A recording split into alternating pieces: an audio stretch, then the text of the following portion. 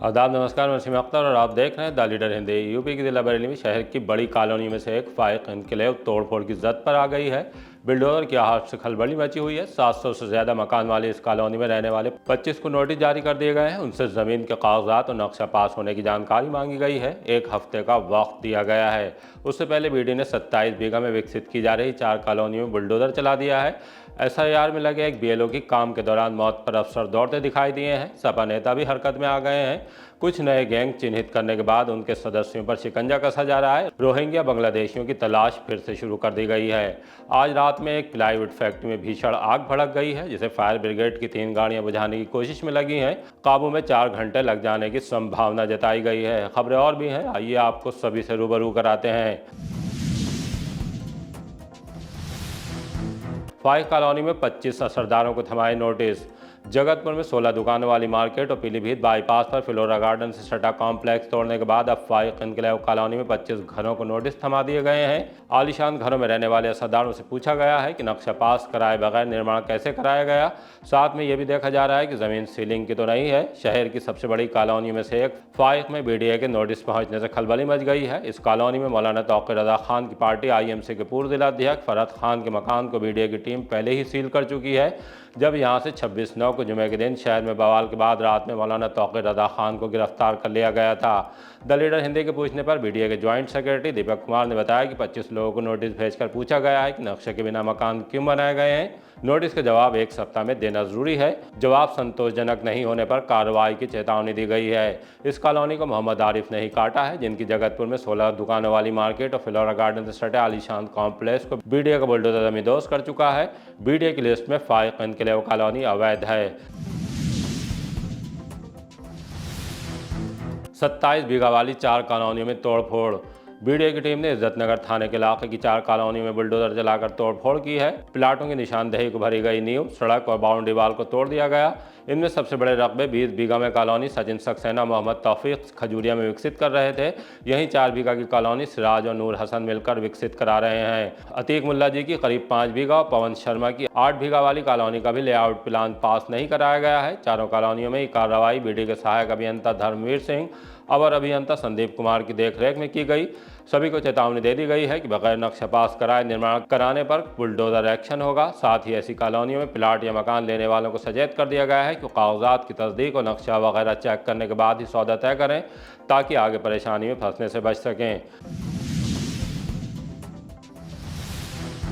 Duty के दौरान BLO की मौत से खलबली। भोजीपुरा ब्लॉक में ड्यूटी के दौरान तैनात बीएलओ सर्वेश गंगवार की अचानक तबीयत बिगड़ गई। उन्हें फौरन ही अस्पताल ले जाया गया, लेकिन डॉक्टरों ने मृत घोषित कर दिया। सूचना मिलते ही BSF doctor Vinita postmortem house पहुंची और मामले की जानकारी ली। प्राथमिक जांच में मौत का कारण हार्ट अटैक बताया जा रहा है। उधर परिवार ने आरोप लगाया है कि सर्वेश कई दिनों से काम के अत्यधिक दबाव से मानसिक रूप से परेशान रहते थे। ड्यूटी के दौरान हुई इस अचानक मौत से विभाग में शोक की लहर दौड़ गई। सहकर्मियों ने सर्वेश को समर्पित और जिम्मेदार कर्मचारी बताते हुए गहरी संवेदना जताई। सपा नेता भी पहले परधौली के स्कूल, जहां की बीएलओ सर्वेश गंगवार पोस्ट थे, वहां पहुंच गए। बाद में पोस्टमार्टम हाउस गए। मेरा नाम योगेश गंगवार, मेरा छोटा भाई है सर्वेश गंगवार। प्राथमिक विद्यालय परधौली में बीएलओ कार्य कर रहे थे और कार्य करते करते ही गिर गए और उसके अचानक में डेथ हो गई उनकी। यहाँ लाया शिक्षक थे प्राथमिक विद्यालय, सहायक अध्यापक। वर्कलोड बहुत था, सभी के ऊपर है। मैं खुद सुपरवाइजर हूँ, तो वर्कलोड तो बहुत सही है। इसमें बीएलओ ड्यूटी कर रहे थे। सर्वेश के घर में कोई नहीं है, एक भाई है, वो थोड़ा सा मानसिक रूप से कमजोर है। 2 छोटे बच्चे हैं, माँ बाप है नहीं, अकेला वही रह रहा था। पत्नी कैंसर से पीड़ित थी, वो अभी सितंबर में एक्सपायर हो गई। मूल निवासी श्यानपुर की है, कसर गांव पड़ता है। वर्तमान में कर्मचारी नगर में कृष्णा काउंटी के सामने।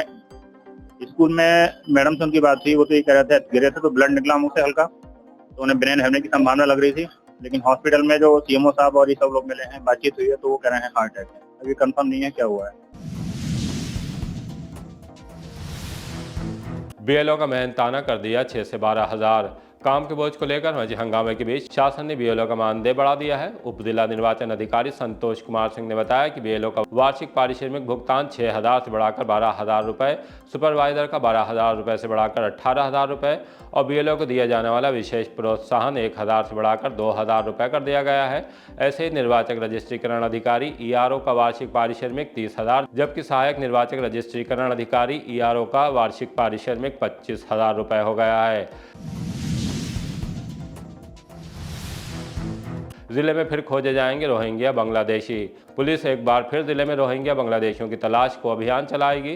थानों से संदिग्धों के दस्तावेज चेक होंगे, उनकी रिपोर्ट तैयार होगी। एसएसपी अनुराग आर्य ने साफ कर दिया है कि कानून व्यवस्था और राष्ट्रीय सुरक्षा को ध्यान में रखते हुए पुलिस जीरो टॉलरेंस नीति पर कार्य कर रही है। उन्होंने जनता से भी अपील की है कि अगर कहीं अवैध रूप से निवास कर रहे संदिग्ध व्यक्ति नजर आए तो इसकी सूचना थाने या पुलिस कंट्रोल रूम को दें। जून के महीने में हम लोगों ने एक अभियान चलाया था जिसमें जनपद से बाहर के रहने वाले जितने लोग थे उनका वेरिफिकेशन का अभियान चलाया था और उसमें उसके साथ साथ बांग्लादेशी अगर कोई अवैध रूप से यहाँ रह रहे हैं तो उनके खिलाफ अभियान चलाया था। उसमें काफ़ी कार्रवाइयाँ भी हुई थी, एफआईआर पंजीकृत की गई थी, कुछ लोगों को जेल भी भेजा गया था। कुछ लोग ऐसे थे जिनका स्थापित नहीं हो पाया था कि वो मूल रूप से कहाँ के रहने वाले हैं, काफ़ी बुजुर्ग थे, तो उनके एड्रेसेस को वेरीफाई कराने के लिए एम्बेसी के माध्यम से भी और जो हमारे लॉ इन्फोर्समेंट एजेंसीज हैं उनके माध्यम से भी पत्राचार किया गया था। वो अभी प्रक्रिया चल रही है। उसके साथ साथ क्योंकि अभी आगामी हमारा अगले 3-4 महीने का टाइम है, सर्दियों का भी टाइम है, इसके टाइम पे अपराध भी इस प्रकार के होते हैं जहाँ बाहर से लोग आके डेरा डाल के रहते हैं या इस तरह के कुछ क्रिमिनल मूवमेंट्स होते हैं। तो एक बार दोबारा से इस अभियान को हम लोग स्टार्ट करेंगे जिसमें जितने बाहरी लोग हैं उनका वेरिफिकेशन कराएंगे और जो वेरीफाई हो जाता है वो ठीक है, जो वेरीफाई नहीं होता है उसमें फिर विस्तृत रूप से जांच करा के अगर कोई अवैध बाहर के लोग ऐसे आवासित यहाँ पे मिलते हैं तो उसकी एक प्रक्रिया है जिसके थ्रू उनको रिपोर्ट किया जाता है और अगर उनके द्वारा कोई डॉक्यूमेंट्स ऐसे तैयार करा लिए गए हैं जो कि सत्यापित होता है कि गलत डॉक्यूमेंट्स हैं तो उसके विरुद्ध पहले भी हम लोगों ने एफआईआर पंजीकृत कर जेल भेजा है, आगे भी कठोर कार्रवाई सुनिश्चित। 7 गिरोहों के 32 अपराधियों की गैंग रजिस्टर्ड। मादक पदार्थों की तस्करी, चोरी, नकबजनी, लूट, गौकशी, हत्या और मारपीट जैसी गंभीर धाराओं में संलिप्त अपराधियों पर सतर्क दृष्टि बनाए रखने के लिए पुलिस ने 7 गिरोहों के 32 अपराधियों का गैंग रजिस्टर किए हैं। एसएसपी अनुराग आर्य ने बताया कि इस कदम का उद्देश्य अपराध नियंत्रण और कानून व्यवस्था को बनाए रखना है। कंट्रोल रखने के लिए और उन अपराधियों को रिकॉर्ड्स में लाने के लिए 7 गैंग अभी पंजीकृत किए गए हैं। डीसीआरबी के माध्यम से जनपदीय गैंग पंजीकृत किए गए हैं। D263 से D269 तक इनको नंबरिंग दी गई है। इन 7 गैंग्स में टोटल 32 अपराधी हैं जिनको पंजीकृत किया गया है। मादक पदार्थ तस्करी के इसमें 2 गैंग्स हैं जिसमें 6 अपराधी हैं। चोरी, नकबजनी और लूट के 3 गैंग्स पंजीकृत किए गए जिसमें 20 अपराधी हैं। गोकशी का 1 गैंग जिसमें 2 अपराधी हैं और हत्या का अपराध करने वाला 1 गैंग जिसमें 4 अपराधी हैं। इस प्रकार से गैंग्स पंजीकृत किए गए हैं और इसके बाद गैंगस्टरेट की कार्रवाई, गैंगस्टरेट में इनको जेल भेजना, इनकी हिस्ट्री शीट खोलना, निगरानी करना लगातार ताकि ये दोबारा अपराध ना कर सकें और इसके साथ साथ 14(1) के अंतर्गत इनकी प्रॉपर्टी जब्तीकरण की कार्रवाई भविष्य में सुनिश्चित की जाएगी। इससे एक फायदा ये भी होता है कि जो एक बार इस रिकॉर्ड में आ गया गैंग पंजीकृत होने के बाद ये परमानेंट रिकॉर्ड है और उसके बाद लगातार उसकी निगरानी समय समय पर पुलिस के द्वारा की जाती है ताकि इंश्योर किया जा सके कि ये अपराध ना कर सके। सभी गंभीर प्रकृति के अपराध हैं और इन अपराधियों पर नकेल कसने के लिए कार्रवाई सुनिश्चित की गई है। साक्षी प्लाईवुड फैक्ट्री में आग से बड़ा नुकसान। थाना बिथरी चैनपुर के इलाके उड़ला जागीर में रात पहले धुआं और फिर आग की लपटें निकलने लगीं। इससे खलबली मच गई। दहशत के सबब दोनों तरफ सड़क पर रास्ता रुक गया। आग को विकराल होते देख फायर ब्रिगेड को फोन किया गया। थोड़ी ही देर में फायर ब्रिगेड की गाड़ियां मौके पर पहुंच गईं। आग बुझाने के प्रयास शुरू कर दिए गए हैं। सीएफएम मनु शर्मा ने द लीडर हिंदी के पूछने पर बताया कि सूचना आते ही तत्काल फायर ब्रिगेड की गाड़ियां रवाना कर दी गई हैं। जहां आग लगी है वो साक्षी प्लाईवुड फैक्ट्री है। आग विकराल है, उसे बुझाने में 3 से 4 घंटे लग सकते हैं। फिलहाल 3 गाड़ियां आग पर काबू पाने की कोशिश में लगी हैं।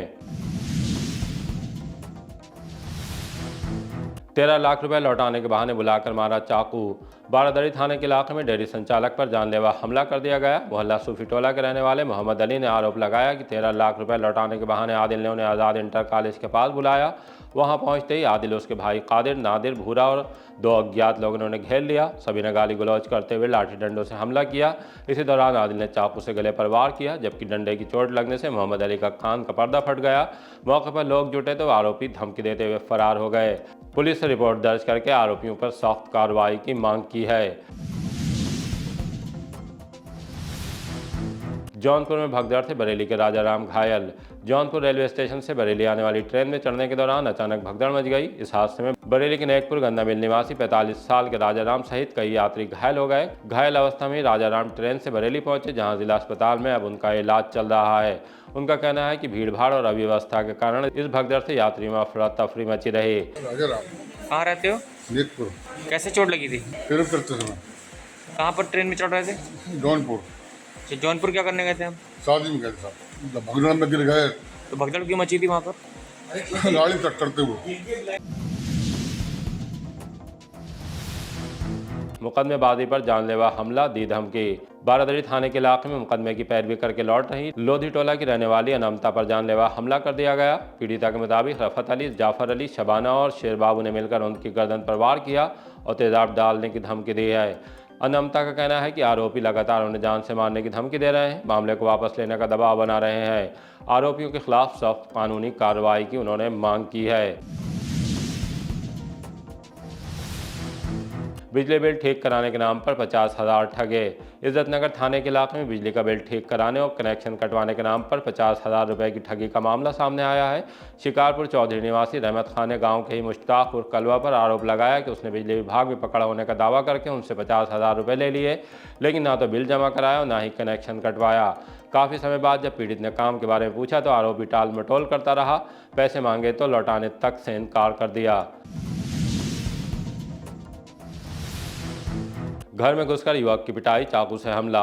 इज्जतनगर क्षेत्र में जुआ खेलने और शराब पीकर हुड़दंग मचाने से रोकने पर एक युवक पर जानलेवा हमला कर दिया गया। फरीदापुर चौधरी निवासी जाहिद ने आरोप लगाया कि टाटू आबिद और उनके साथियों ने 24 नवंबर को उसके घर में घुसकर मारपीट की। पीड़ित के मुताबिक आरोपियों ने लात घूंसों से पीटा, बीच बचाव कराने आए परिजनों पर भी हमला कर दिया।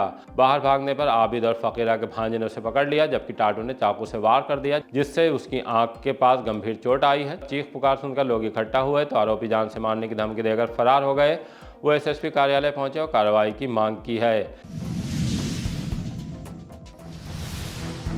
बारात में युवक पर कर दिया बोतल से हमला। बिथरी चैनपुर क्षेत्र में बारात के दौरान युवक पर जानलेवा हमला कर दिया गया। पूर्णापुर निवासी गौतम पटेल ने आरोप लगाया है कि 23 नवंबर की रात डोरिया स्थित शिवरतन बारात घर में शादी समारोह के दौरान अजय और मदन ने पहले उनका कॉलर पकड़ा और उसके बाद गाली गलौज की। मदन के पास तमंचा और हाथ में कांच की बोतल थी, जबकि अजय के पास डंडा था।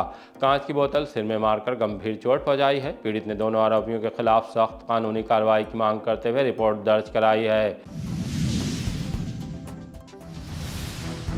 ब्राह्मण समाज पर टिप्पणी, कलेक्ट्रेट में लगे नारे। ब्रह्म समर्पित ब्राह्मण महासभा के दर्जनों लोग कलेक्ट्रेट पहुंचे और आईएएस अधिकारी संतोष वर्मा के खिलाफ कार्रवाई की मांग करते हुए जिलाधिकारी को ज्ञापन सौंपा।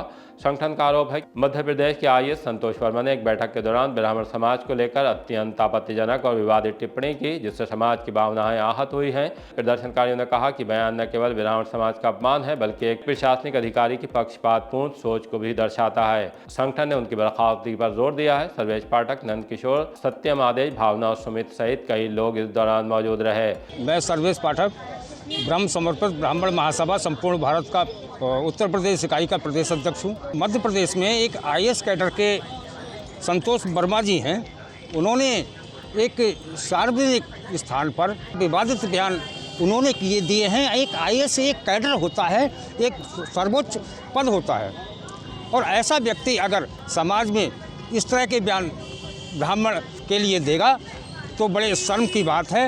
इन चीज़ों से एक समाज में व्यवस्था पैदा होती है। हमारी जो है माँ बेटियों के खिलाफ जो उन्होंने बयान दिया है उसकी हम घोर निंदा करते हैं। मध्य प्रदेश सरकार से ये निवेदन करते हैं, अनुरोध करते हैं सब ब्राह्मण समाज की ओर से कि ऐसे आईएएस अधिकारी को विवादित जिसने बयान दिया है उसको तत्काल बर्खास्त किया जाए और उसको नियमानुसार कार्रवाई करते हुए जेल में भेजा जाए, नहीं तो ऐसे लोग समाज को दूषित करने में कसर नहीं छोड़ेंगे।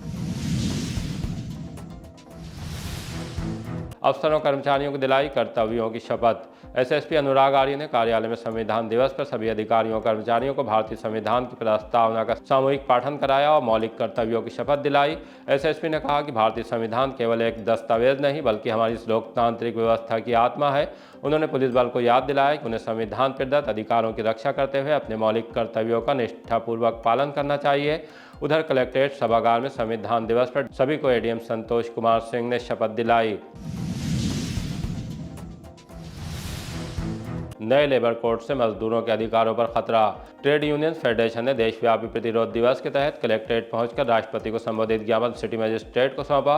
उन्होंने 4 नए लेबर कोड्स को मजदूर विरोधी बताते हुए इन्हें वापस लेने की मांग की। महामंत्री संजीव मेहरोत्रा और अंचल अहिर ने कहा कि नए कोड्स हायर एंड फायर प्रथा को बढ़ावा देते हैं, जिससे मजदूरों की नौकरी और अधिकार असुरक्षित होंगे। ठेका प्रथा की वैधता और हड़ताल पर पाबंदी से शांतिपूर्ण विरोध भी दंडनीय हो सकता है। मैं संजीव मेहरोत्रा, महामंत्री बरेली ट्रेड यूनियन फेडरेशन, जो देश में 4 लेबर संहिताएं 21 नवंबर को लागू की गई हैं, उनका विरोध प्रकट करने के लिए आज पूरे देश में प्रदर्शन और सभाएं हो रही हैं।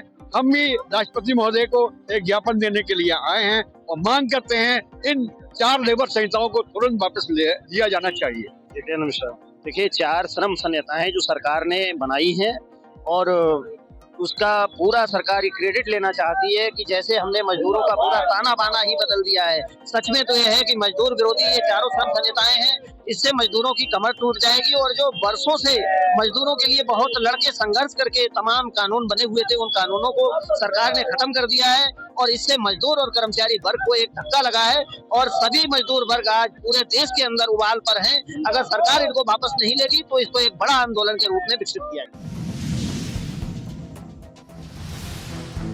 इसी तरह के ताज़ा अपडेट जानने के लिए देखते रहिए द लीडर हिंदी।